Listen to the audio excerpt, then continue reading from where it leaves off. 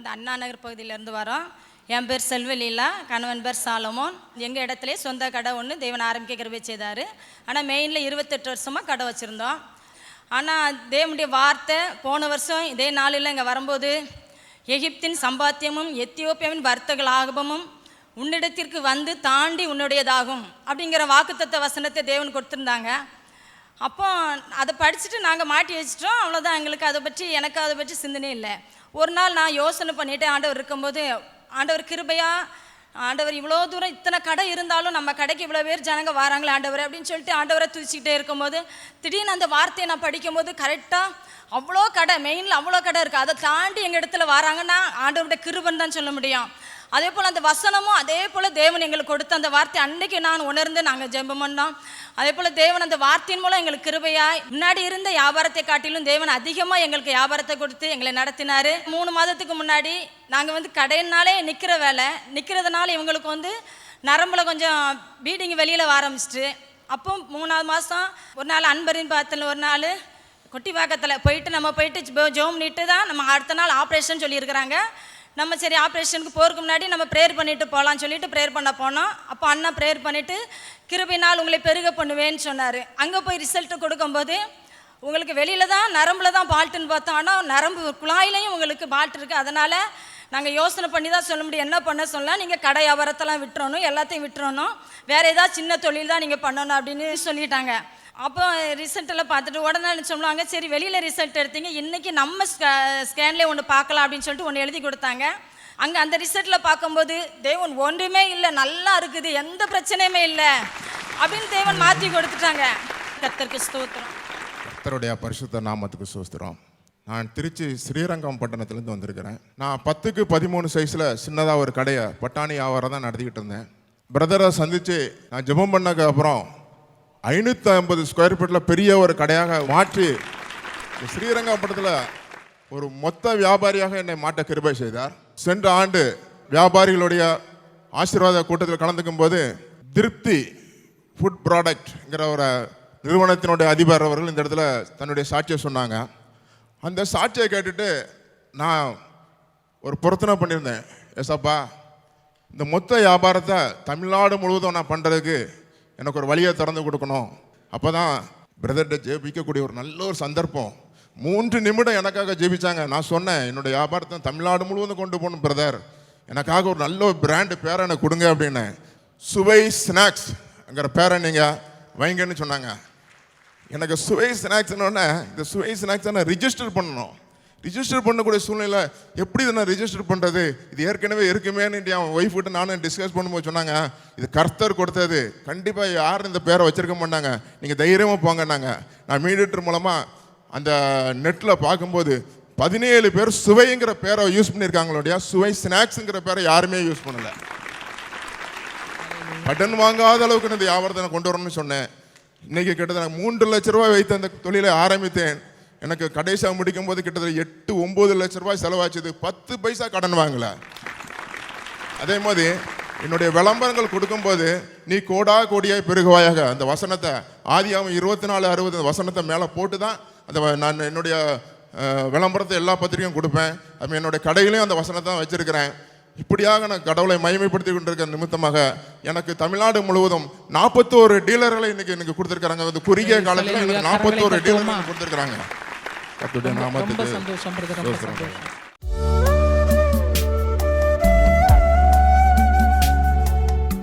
கிறிஸ்துவுக்குள் மிகவும் பிரியமான எனதருமை சகோதர சகோதரிகளே, நம்மை சிருஷ்டித்தவரும் நம்மை உண்டாக்கினவரும் நம்மை ஒருபோதும் மறந்து போகாதவருமாகிய இயேசு கிறிஸ்துவின் முனையற்ற நாமத்தினாலே உங்கள் எல்லாரையும் வாழ்த்தி ஆசீர்வதிக்கிறேன். அல்லேலூயா. எல்லாரும் சந்தோஷமா இருக்கீங்களா? இன்னைக்கு எனக்கு ஆண்டவர் என்ன மங்கள வார்த்தை வச்சிருக்கிறாரோன்னு சொல்லி ஆவலோடு எதிர்பார்ப்போடு இருக்கிற தேவனுடைய பிள்ளைகளை பார்த்து ஆண்டவர் சொல்லுகிறார். எடுத்து வாசிப்போம். யோபுவின் புஸ்தகம் 36ஆம் அதிகாரம் 5வது வசனம் இப்படியாய் சொல்லுகிறது. வாசிப்போமா? இதோ தேவன் மகத்துவம் உள்ளவர், தேவன் மகத்துவம் உள்ளவர், அவர் ஒருவரையும் புறக்கணியார், மன உருக்கத்திலும் அவர் மகத்துவம் உள்ளவர். என் அன்பு தேவனுடைய பிள்ளைகளே, நம்ம எல்லாரும் ஆண்டவரை சார்ந்து நிற்க பழகணும். கஷ்டங்கள் வரும் பொழுது கூட ஆண்டவரிடத்தில் போய், ஆண்டவரே நான் ரொம்ப கஷ்டப்படுறேன், உங்களை விட்டால் எனக்கு வேறு கதி இல்லை, நீங்கள் தான் எனக்கு எல்லாம்னு சொல்லிட்டு ஆண்டவரிடத்தில் போய் நின்னீங்கன்னா ஆண்டவர் உங்களுக்கு உதவியும் செய்வார், ஒத்தாசையும் புரிவார். அடுத்து, கட்டப்பட்ட நிலைமையில் இருக்கிற ஜனங்களை ஆண்டவர் புறக்கணித்து தள்ள மாட்டார். சங்கீதம் 69:33 இப்படியாய் சொல்லுகிறது. எடுத்து வாசிப்போமா? கர்த்தர் எளியவர்களின் விண்ணப்பத்தை கேட்கிறார், எளிய ஜனங்களுடைய விண்ணப்பத்தை கேட்கிறார். கட்டுண்ட தம்முடையவர்களை அவர் புறக்கணியார். கட்டுண்ட தம்முடைய பிள்ளைகளை அவர் புறக்கணிக்க மாட்டார்.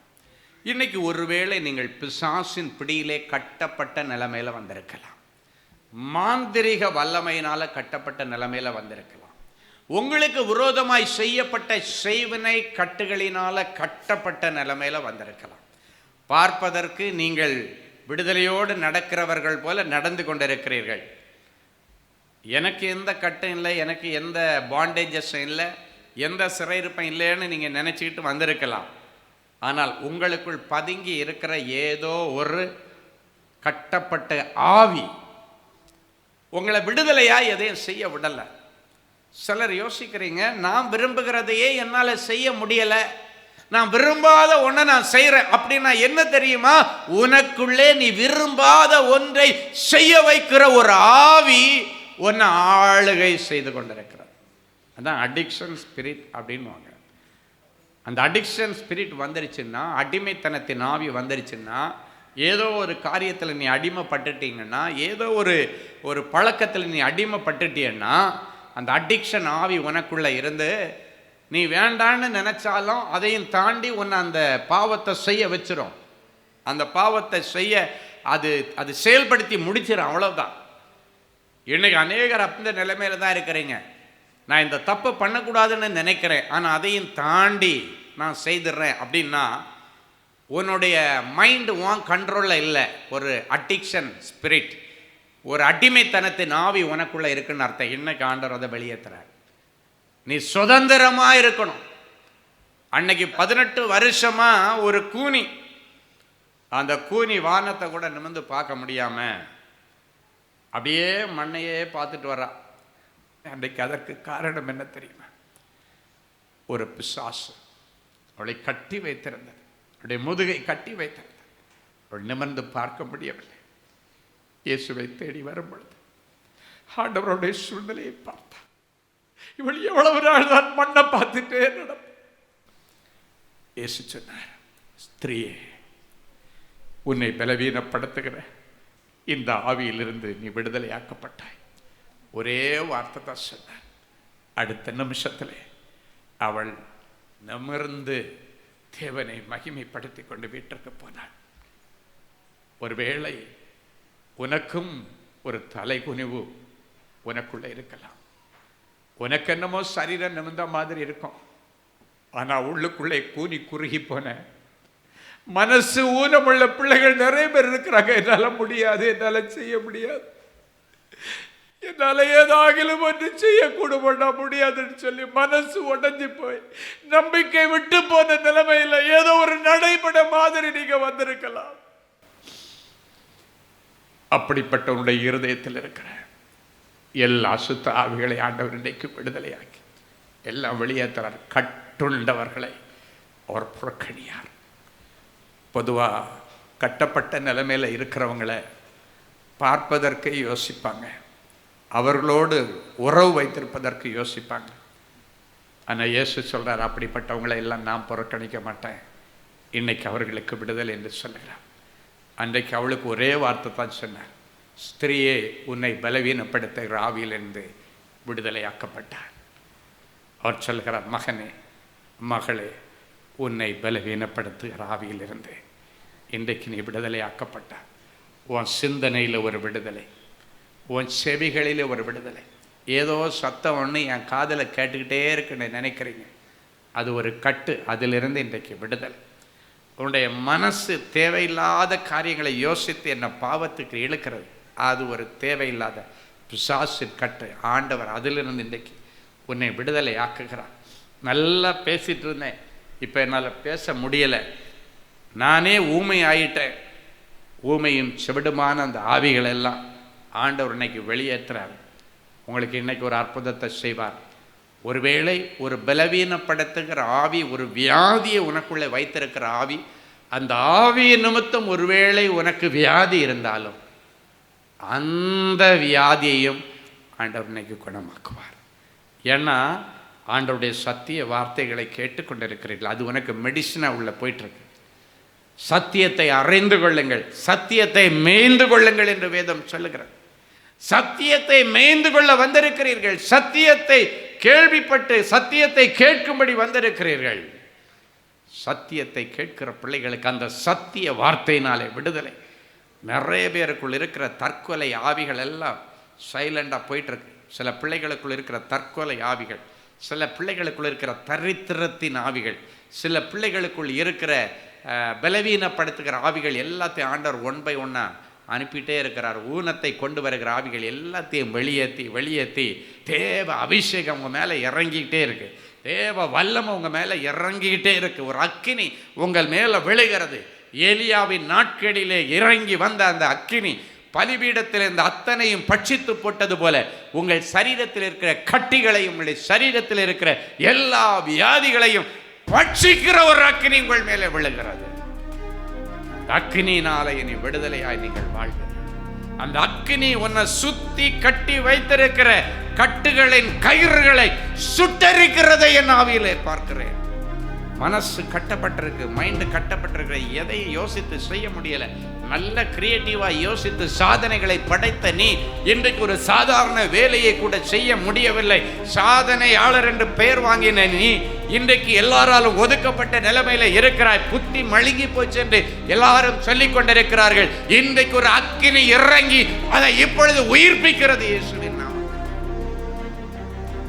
கர்த்தருடைய மகிமை வெளியரங்கமாகும் வாழ்க்கையிலே மாம்சமான யாவருடைய கண்களும் இனி அதை ஏகமாய் காணும். 2000 வருஷங்களுக்கு முன்பாக கட்டப்பட்ட நிலைமையில லேகியோன் என்கிற ஒரு மனுஷன், அவனுக்குள்ளால் அநேக அசுத்த ஆவிகள் இருந்து அவனை வீட்டில் இல்லை புறக்கணிக்கப்பட்டவனாய் அவன் கல்லறை அடியிலே நடக்கிறான். கல்லறைகள் தான் அவனுக்கு குடியிருப்பு. அப்படின்னா அவனுக்கு வீடே கல்லறைகள் இருக்கிற இடத்துல தான் அவன் போய் குடியிருப்பான். அப்படிப்பட்ட நிலைமையில் இருந்த அந்த லேகியோனை ஆண்டவர் ஒரு நாள் சந்தித்தார். கல்லுகளினாலே தன்னை தானே காயப்படுத்தி கொண்டிருப்பான். இன்னைக்கு நிறைய பிள்ளைங்க கத்தி எடுத்து தன்னுடைய கையை காயப்படுத்தி வச்சிருக்கிறத பார்த்துருப்பீங்க. கேட்டால் எனக்கு டிப்ரெஷன், சில நேரத்தில் வெயினை கட் பண்ணிடுச்சுன்னா ஆளே காலி ஆகிடுவாங்க. நிறைய பேர் அதை இன்னைக்கு செய்து கொண்டிருக்கிறார்கள். என் அன்பு தேவனுடைய பிள்ளைகளை, அவனும் அன்னைக்கு தன்னை தானே காயப்படுத்தி கொண்டிருந்தான். இந்த கறுக்கிறது, தன்னை தானே அடிக்கிறது, தலையை கொண்டு போய் முட்டுறது, இதெல்லாம் பார்த்தீங்கன்னா இந்த அசுத்த ஆவிகளின் கிரியைகள். தன்னுடைய சரீரத்தை தானே காயப்படுத்தி கொண்டிருந்தான் லேகியோன். ஆனால் ஆண்டவர் அவனுக்கும் ஒரு விடிவு காலத்தை கொடுத்து புறம்ப கிடக்கிறான், கல்லறுகிட்ட கிடக்கிறான். வீட்டில் குடியிருக்க வேண்டிய ஒரு வாலிப பிள்ளை கிடக்கிறான். அவனுடைய எதிர்காலமே பாழாய் போச்சுன்னு சொல்லி அவனை சந்திப்பதற்காகவே யாரும் லேகியோனுக்காக இயேசுவை ரெக்கமெண்ட் பண்ணி கூட்டிட்டு போகல. இயேசு புறக்கணிக்கப்பட்ட பாளையத்துக்கு புறம்பே கல்லறை அழியிலே தன்னுடைய குடியிருப்பை வைத்திருக்கிற லேகியோனை தேடி இயேசு போனார். அன்றைக்கு போய் ஒரே வார்த்தை தான் சொன்னார், அசுத்த ஆவியை என் பிள்ளையை விட்டு புறப்பட்டு போ. இன்னைக்கு உங்களில் நிறைய பேருக்குள்ள அந்த அசுத்த குணங்கள் உள்ள, இப்படிப்பட்ட தன் சரீரத்தை தானே காயப்படுத்துகிற ஆவிகள் கொண்ட எல்லா ஆவிகள் புறப்பட்டு போ என்று கட்டளை கொடுக்கிறேன். அது இருந்துச்சுன்னா தானா செத்துடலாம் போல தோணும், காயப்படுத்திக்கணும்னு தோணும், இதெல்லாம் அப்போ தான் தோணும். எல்லாம் வெளியேற்றிட்டு வேதம் சொல்லுகிறது, அவன் புத்தி தெளிந்து இயேசுவின் பாதத்தருகே உட்கார்ந்திருந்தானா. இன்னைக்கு பிறகு நீங்கள் புத்தி தெளிந்து இயேசுவின் பாதத்தருகே உட்கார்ந்து விடுதலையோடு உங்கள் வாழ்க்கையை நடத்த என் ஆண்டவர் அனுக்கிரகம் பண்ணுவார். எத்தனை பேர் ஆமேன் சொல்ல முடியும்? ஹல்லேலூயா. காலங்கள் மாறினாலும் சூழ்நிலைகள் மாறினாலும் மாறாத எங்கள் நல்ல ஆண்டவரே, எவ்வளவோ சூழ்நிலைகளை நாங்கள் கடந்து வந்திருக்கிறோம், எவ்வளவோ கஷ்ட காலங்களை நாங்கள் கடந்து வந்திருக்கிறோம். ஆனால் உம்முடைய அன்பு நாங்கள் அதிலே அழிந்து விடாதபடி, சிதைந்து போகாதபடி எங்களை அழகா நடத்தி கொண்டு வந்ததே மக்கள் நன்றி செலுத்துகிறப்பா. பஞ்சத்தின் காலங்கள் வந்தது, தேவைகளின் நெருக்கடிகளின் காலங்கள் வந்தது. உம்மை நோக்கி நாங்கள் கூப்பிட்டோம் அப்பா. நெருங்கி வந்த உதவிகள் செய்து எங்களை வாழ வச்சு ஆகாரம் கொடுத்து ஆடைகளை கொடுத்து அழகு பார்த்தீரே தேவனே. அந்த அன்பை நினைத்து உமக்கு நன்றி செலுத்துகிறோம். ஆபத்துக்கள் எங்களை நெருங்கி வரும் பொழுது, இக்கட்டான சூழ்நிலைகளும் கொள்ளை நோய்களும் எங்களை நெருக்கியும் பொழுது, ஆண்டவரே நாங்கள் உம்மை நோக்கி கூப்பிட்டோமே. இறங்கி வந்து எங்களுக்கு அற்புதத்தை செய்து இவை பொழுதிலே எங்களை வாழ வைத்தீரே தெய்வமே. உமக்கு கோடி நன்றி அப்பா, உமக்கு கோடி நன்றி அப்பா. வியாதி நேரத்தில் மட்டுமல்ல, எல்லாம் முடிந்தது என்கிற நேரத்தில், அடுத்த வேளை என்ன செய்ய போறேன்னு நினைக்கிற நேரத்திலே இயேசுவே நாங்கள் கூப்பிட்டோம். பறந்து காக்கிற பட்சியை போல இறங்கி வந்து என்ன மகனே வேண்டும் என்று கேட்டு எங்களுடைய குறிப்பறிந்து தேவையறிந்து எங்களுக்கு உதவி செய்து இந்நாளில் இருக்கிறது போல எங்களை உயிரோடு வைத்திருக்கிறீரே தெய்வமே, உமக்கு நன்றி அப்பா. இன்றைக்கும் சொன்னேன், யார் உன்னை வெறுத்து ஒதுக்கினாலும், யார் உன்னை புறக்கணித்தாலும், நான் உன்னை புறக்கணிக்காத ஒரு சர்வ வல்லமை உள்ள மகத்துவம் நிறைந்த தேவன் என்று சொன்னேன். இதை விட எங்களுக்கு உத்தரவாதம் உள்ள வார்த்தை வேறு ஒன்றும் அவசியம் இல்லை அப்பா. நீ சர்வ வல்லமையுள்ள ஆண்டவர். எவரையும் மேன்மைப்படுத்தவும் உயர்த்தவும் உம்மாலே ஆகும். ஐஸ்வர்யத்தையும் செல்வங்களையும் சம்பத்தையும் சம்பாதிக்கிறதற்கான வேலனை கொடுக்கிற ஆண்டவர் நீர். திருமணத்திற்காக காத்திருக்கிற பிள்ளைகளுக்கு திருமண காரியங்கள் நடக்கட்டும். அடைக்கப்பட்ட கற்பங்கள் திறக்கப்படட்டும். கட்டப்பட்ட ஜனங்களுக்குள் இருக்கிற எல்லா கட்டின் ஆவிகளை இயேசுவின் நாமத்தினாலே வெளியேற்றி ஜெபிக்கிறேன். அசுத்த ஆவிகளை புறப்பட்டு போக என்று கட்டளை கொடுக்கிறேன். என் பிள்ளைகள் இனி தங்களை தாங்கள் காயப்படுத்த கூடாது. இவர்கள் புத்தி தெளிந்து இயேசுவின் பாதத்திற்கு உட்கார்ந்திருக்கட்டும். கல்லறைகள் மத்தியிலே வாழ்ந்த பிள்ளைகள், வீட்டை விட்டு வெளியேறி வன சஞ்சாரிகளாய் சுற்றின பிள்ளைகளை இனி குணசாலியாக கூடாரவாசியாக மாற்றி அழகு பார்ப்பீராக. எந்தெந்த பிள்ளைகள் வியாதிகளோடு வந்திருக்கிறார்களோ, அது எப்பேற்பட்ட வியாதியா இருந்தாலும் ஆண்டவருடைய மகத்துவம் உள்ள தேவனுடைய வல்லமை இவர்களுடைய நாடி நரம்பு எலும்பு குடல் தோல் சதை கிட்னி லங்ஸ் லிவர் இருதயம் ஒவ்வொரு இடத்திலும் பிரெயின்ல எல்லா இடத்திலும் உங்களுடைய வல்லமை ஊடுருவி இறங்குவதாக. எல்லா உறுப்புகளையும் புதிதாக்கும். இதோ சகலத்தையும் புதிதாக்குகிறேன், அது இப்பொழுதே தோன்றும் என்று சொன்னீரேன். புதிய உறுப்புகள் தோன்றினதற்காக உமக்கு நன்றி செலுத்துகிறோம். இயேசுவின் மூலம் பிதாவே, ஆமென், ஆமென். கிறிஸ்துவுக்குள் அன்பானவர்களே, ஆண்டவராகிய இயேசு கிறிஸ்துவின் இனிய நாமத்தில் அன்பின் வாழ்த்துக்கள்.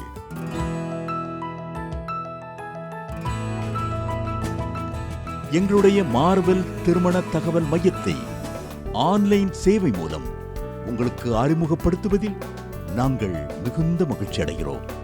எங்களது மார்வெல் திருமண மையம் கிறிஸ்தவ குடும்பத்தில் திருமணத்திற்கு ஆயத்தமாயிருப்பவர்கள் தங்களுக்கு ஏற்ற வாழ்க்கை துணையை தேர்ந்தெடுக்க சிறந்த திருமண சேவை மையமாக இருக்கிறது.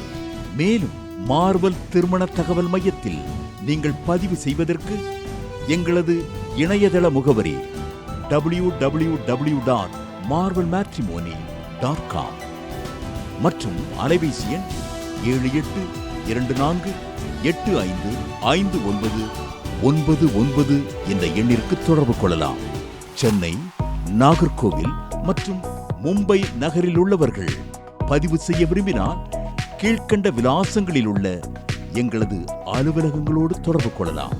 தேவனின் அன்பு ஊழியங்கள் எண் 14 ராமலிங்க நகர், OMR ரோட், SRP டூல்ஸ் அருகில், கொட்டிவாக்கம், சென்னை 41. Email info@marvelmatrimony.com. ஆண்டவர்தாமே உங்களை அளவில்லாமல் ஆசீர்வதிப்பாராக.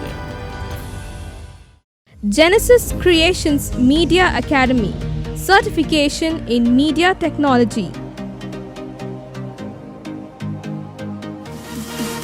Our course includes videography, photography,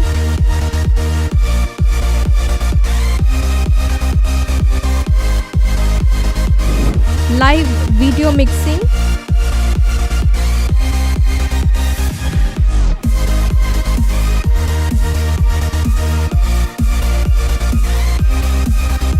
Photoshop, live sound mixing,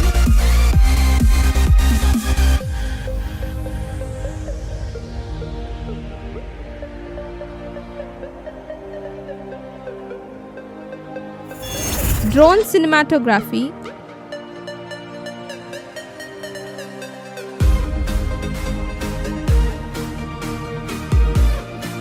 and video editing.